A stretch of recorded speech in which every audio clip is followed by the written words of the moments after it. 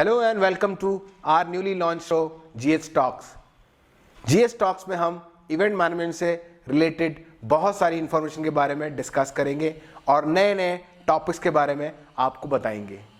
शुरुआत करते हैं हमारे आज के टॉपिक के साथ। हम यहाँ बेसिकली अपने एस्पायरिंग इवेंट मैनेजर ये बताना चाहते हैं कि how good event management industry is. ये इंडस्ट्री कितनी वास्ट है, ये इंडस्ट्री कितनी प्रोग्रेसिव है और यहाँ हर दिन हर साल नए नए बच्चे आके अपना हाथ आजमा रहे हैं। किसी भी काम को सीखने के लिए ये जरूरी है कि आपके पास प्रॉपर ट्रेनिंग और प्रॉपर स्किल सेट होने की जरूरत है और इस पर्टिकुलर प्लेटफॉर्म के माध्यम से हम आपको थोड़ी बहुत बातें इसी बारे में बताना चाहते हैं। मैं अपने सभी एस्पायरिंग इवेंट मैनेजर दोस्तों से ये कहना चाहूंगा, अगर आपने सोचा है event management as a profession चुनने का तो आपको ये जानना बहुत ज़रूरी है कि हर एक इवेंट मैनेजर में कुछ क्वालिटीज़ का होना बहुत ज़रूरी है। हमारा आज का टॉपिक इन्हीं क्वालिटीज़ पे फोकस करता है। तो शुरू करते हैं हमारे आज के टॉपिक के साथ, जिसका नाम है essential qualities required to be an event manager. जैसा कि आप देख सकते हो इस पर्टिकुलर सर्कल में हमने कुछ क्वालिटीज़ को लिस्ट आउट किया है। आप इस क्वालिटीज़ की परसेंटेज रेशियो क्या तो समझ सकते हो कि किस क्वालिटीज़ का होना कितना ज़रूरी है। क्वालिटीज़ के बारे में थोड़ा डिटेल में बताता हूँ। पहली क्वालिटी है लीडरशिप क्वालिटी, दूसरी है कम्युनिकेशन स्किल्स, तीसरी है कमिटमेंट टुवर्ड्स वर्क, चौथी है टाइम मैनेजमेंट, पांचवी है ऑर्गेनाइजेशन स्किल्स, छठी है लाइजनिंग और सातवीं है आई फॉर डिटेल। इस वीडियो में मैं आपको हर एक क्वालिटी के बारे में डिटेल में बताऊंगा। Keep watching and stay tune इस वीडियो को आखिर तक। जैसा कि आप देख सकते हैं पहली हमारी क्वालिटी है लीडरशिप क्वालिटी। आप ये सब जानते और आपने कई ऐसे लीडर्स के बारे में सुना भी होगा। क्या आप जानते हैं लीडरशिप क्या है? शुरुआत करते हैं इस चीज से। Everybody wants to be a leader, the problem is they don't know how to be the one. कहने का अर्थ यह है कि सब कोई चाहता है कि वो एक बेहतर लीडर बने, बट वो नहीं जानता एक लीडर क्या होता है। लीडरशिप क्या है, हर किसी की अपनी अपनी डेफिनेशन होगी, बट मैं जो आपको आज लीडरशिप का एक्सप्लेनेशन देने वाला हूं उसका पॉइंट ऑफ व्यू सारा का सारा इवेंट मैनेजमेंट से रिलेटेड है। आगे बढ़ने से पहले एक छोटी सी डेफिनेशन लीडरशिप की मैं आपके साथ शेयर करना चाहूंगा।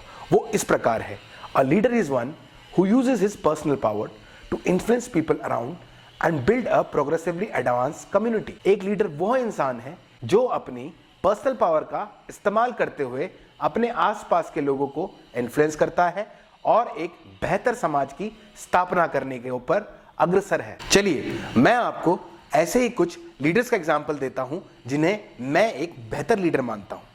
पहले हैं महात्मा गांधी, दूसरे हैं सुभाष चंद्र बोस, तीसरे हैं छत्रपति शिवाजी महाराज, चौथे हैं एडोल्फ हिटलर, पांचवें हैं इस खान और छठे हमारे सबसे लोकप्रिय ऑनरेबल पीएम श्री नरेंद्र मोदी। क्या है इनमें ऐसा कॉमन जो इनको एक बेहतर लीडर बनाता है? क्या आप जानते हैं इन लीडर में सबसे कॉमन चीज क्या थी? इनमें एक क्वालिटी जो सबसे ज्यादा कॉमन है वो ये है कि ये लोग सेल्फलेस हैं। सेल्फलेस से मेरा मतलब है निस्वार्थ भावना से कोई कार्य करना। जैसा कि आप इन लीडर के एग्जाम्पल में देख सकते हो, इन्होंने ताजीवन निस्वार्थ भावना से लोगों की सेवा की है। सो लीडरशिप की सबसे बड़ी सबसे महत्वपूर्ण क्वालिटी ये है कि एक लीडर हमेशा सेल्फलेस होता है। वो अपने से पहले अपने लोगों, अपने देशवासियों, अपने देश के बारे में सोचता है। अगर आपकी इंटेंशन प्योर है और क्लियर है और एक विजन के साथ आप आगे बढ़ते हो तो यकीन मानो आप एक बेहतर लीडर बन के उभर के सामने आओगे। और भी कुछ ऐसी क्वालिटी हैं जो हम एक लीडर में देखना चाहते हैं। उन क्वालिटी के बारे में चलिए बात करते हैं। पहली क्वालिटी है इंथुसियाज्म। कोई भी ये नहीं चाहता कि उसका लीडर एक निर्जीव प्राणी हो, उम्मीदों के बिना, होप्स के बिना, जोश और मोटिवेशन के बिना। हर किसी को चाहिए कि उनका लीडर जोश से भरा हो, जो एक एग्जाम्पल सेट करे। तो ये बहुत ज़रूरी है कि एक लीडर में इंथुसियाज्म होना, जिंदा दिली होना।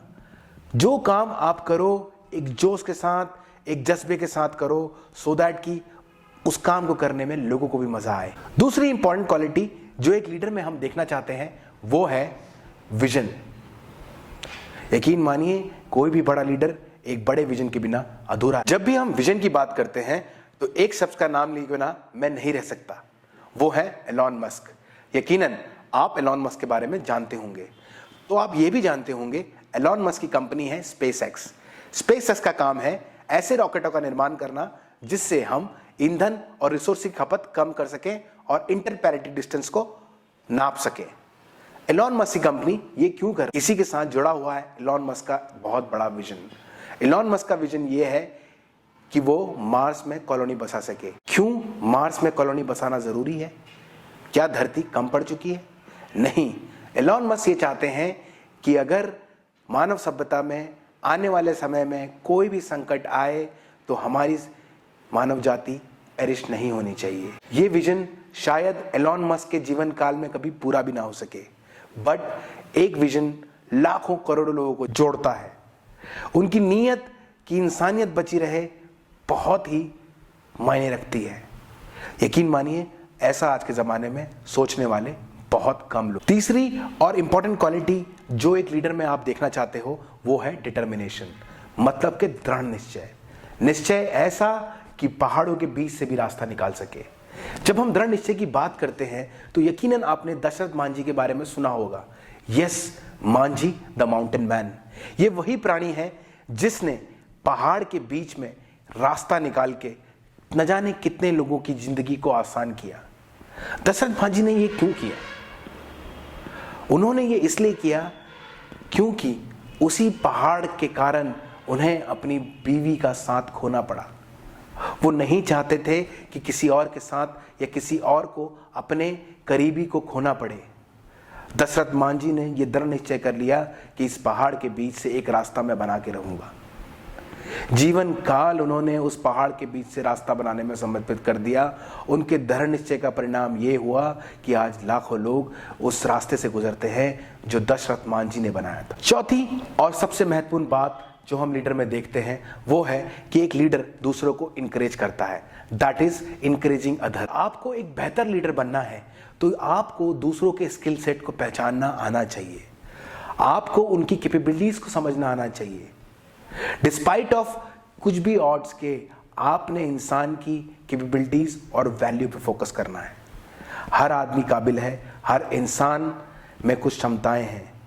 अगर आप उसको सही तरीके से मोटिवेट कर पाते हो तो यकीनन वो आदमी आपके बहुत काम आ सकता है। अगर आपने आज तक किसी को इनकरेज नहीं किया है, प्रोत्साहन में वो शक्ति है जो बड़े से बड़ी चीजों को हिला सकती है। ट्राई करके देखिए, try to encourage everyone, try to appreciate everyone, try to appreciate people around and you will realise a difference. पांचवी और सबसे इंपॉर्टेंट क्वालिटी जो मुझे एक लीडर की पसंद है वो है लर्निंग। एक लीडर हमेशा सीखते रहता है, सीखने की कोई सीमा नहीं होती। अगर आप ये समझते हैं कि आपने सब कुछ सीख लिया और आप पंडित हो गए, that is not possible, because there is no limit for learning. ज्ञान अता है, आप जितना सीख सकते हो उतना सीखने की कोशिश कीजिए। हर लीडर इस चीज की अहमियत को समझता है और वो हमेशा कुछ ना कुछ सीखते रहता है। नया सीखने से उसे नए नए आइडियाज आते हैं, उसे नई नई चीजों के बारे में पता चलता है। सो लर्निंग हैबिट बहुत अच्छी है। आप जरूर इस लर्निंग हैबिट को अपनी लाइफ में लाइए और चेंजेस देखिए। इससे आगे मैं आपको कुछ लीडरशिप टेक्निक्स के बारे में बताना चाहूंगा जो आपको एक बेहतर लीडर बनने में हेल्प करेंगी। पहली टेक्निक है leader always lead by examples. Leader हमेशा पहल करने में बिलीव करता है। अगर आप चाहते हैं कि एक ग्रुप ऑफ पीपल या ग्रुप ऑफ कलीग या ग्रुप ऑफ स्टूडेंट्स को कुछ सिखाना, तो यकीन मानिए सबसे पहले काम आपको खुद करके दिखाना होगा। इस प्रोसेस में 3 स्टेप होते हैं जिनको हम इस प्रकार डिस्क्राइब करते हैं। पहला स्टेप है आई डू। जब आप चाहते हैं कि किसी काम को आप किसी को सिखाएं या ट्रेन करें तो सबसे जरूरी यह है कि आप उस काम को करके दिखाएं। जब आपने सामने वाले को यह काम करके दिखा दिया और उसने ये समझ लिया कि ये काम इस तरह होता है, तब आता है वी डू। कहने का अर्थ यह है कि जो काम मैंने तुम्हें सिखाया है, चलो साथ में मिलकर उसको करते हैं। जब आपने सेकंड स्टेप पूरा कर लिया, तब तीसरा और इंपॉर्टेंट स्टेप है यू। यहां कहने का अर्थ यह है कि मैंने काम सिखा दिया, अब तुम्हारी बारी है कि इस काम को बेहतर तरीके से करो। आपकी जिम्मेदारी रह जाती है सिर्फ सुपरवाइज और गाइड करने की। है ना interesting? Let me give you a difference between good leader and A boss. जैसा कि आप एग्जाम्पल से देख सकते हैं, एक बॉस सिर्फ एक पोजीशन में बैठा ऑर्डर दे रहा है, वहीं एक लीडर ऑर्डर देने के बजाय अपने लोगों के बीच खड़ा उस काम को कर रहा है। अगर आपको बेहतर लीडर बनना है तो आपके अपने लोगों को सेंटिमेंट को समझना पड़ेगा, उनकी प्रॉब्लम्स को समझना पड़ेगा, उनके शूज में रह के उस चीज़ों को महसूस करना पड़ेगा, सो दैट कि आप उनको एज ए लीडर मोटिवेट कर सको। अगर आप उनको एज ए लीडर मोटिवेट कर पाए, जो भी काम आप कर रहे हैं वो 100% सक्सेसफुल होगा। वो लोग उस काम को पूरा करने के लिए अपनी जान लगा। वैसा ही इस केस में बॉस के साथ नहीं होता। जो भी बॉस वाली प्रैक्टिस को फॉलो करते हैं वो ये बात भूल जाते हैं कि इंसान out of force, out of pressure आपकी बात को मान रहा है, वो विलिंगली आपके लिए काम करना नहीं चाहता। उस सूरत में मैक्सिमम इंटेंसिटी के साथ वो कोई प्रोजेक्ट नहीं करता। हो सकता है कि आपका प्रोजेक्ट फेल हो जाए या आपको बहुत सारा लॉस सहना पड़े। So it's always better to be a leader rather than being a boss। कुछ तरीके आपको बेहतर लीडर बनाने में हेल्प कर सकते हैं, वो इस प्रकार है। Be a influencer. आप अपने स्किल सेट पे काम कीजिए, लगातार मेहनत कीजिए। जितना मजबूत आपका स्किल सेट होगा उतना ही आपकी नॉलेज, आपके तरीकों से लोग इन्फ्लुएंस होंगे। अगर आप अपने आसपास लोगों को इन्फ्लुएंस कर पाए, उनकी लाइफ में जरा सा भी चेंज ला पाए, आप एक बेहतर लीडर बनने की ओर अग्रसर हैं। A leader always believe in building community. एक लीडर हमेशा एक कम्युनिटी और बेहतर समाज बनाने में बिलीव करता है। जैसा कि आप देख सकते हो, हमारे आसपास बहुत सारी कम्युनिटीज मौजूद हैं। आपके सोशल मीडिया प्लेटफॉर्म में, आपके मोहल्ले में, आपके शहर में। हर लीडर, हर कम्युनिटी का एक उनका लीडर होता है जो उनकी विचारधारा से सहमत होता है या लोग उसकी विचारधारा से सहमत होते हैं। आप ऐसी प्रोग्रेसिव कम्युनिटी बनाने में बिलीव कीजिए जो नॉलेज और वैल्यूज के साथ चलती हो। अगर आप ऐसी कम्युनिटीज का निर्माण कर पाए तो आप एक बेहतर लीडर बन के उभरोगे। आखिरी और इम्पॉर्टेंट बात एक बेहतर लीडर बनने के लिए यह है क्रिएटिंग कॉमन पर्पसेस, कि अगर आपको एक बेहतर लीडर बन के सामने आना है तो आपको लोगों को एक कॉमन पर्पस देना पड़ेगा। जब तक आप किसी को कॉमन पर्पस नहीं देंगे तब तक लोग दिशाहीन घूमते रहेंगे। So you always have to build a common purpose.